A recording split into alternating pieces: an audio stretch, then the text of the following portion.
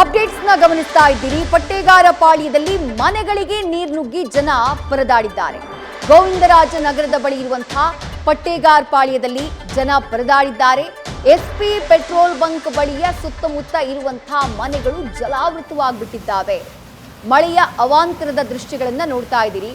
ಮಳೆ ನೀರು ಆ ಓಣಿಗಳು ಏನಿದ್ದಾವೆ, ಅಕ್ಕಪಕ್ಕ ಸಾಕಷ್ಟು ಸಂಖ್ಯೆಯಲ್ಲಿ ಮನೆಗಳಿದ್ದಾವೆ. ಆ ಮನೆಗಳ ಒಳಭಾಗಕ್ಕೆ ಮಳೆ ನೀರು ನುಗ್ಗಿಬಿಟ್ಟಿದೆ.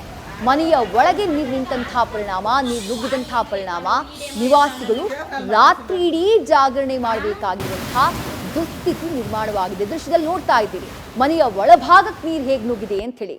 ಜನರ ಪರದಾಟ ಸದ್ಯ ಮುಗಿಲು ಮುಟ್ಟಿದೆ ಗೋವಿಂದರಾಜನಗರದ ಬಳಿ ಇರುವಂತಹ ಈ ಪಟ್ಟೇಗಾರ ಪಾಳ್ಯದಲ್ಲಿ.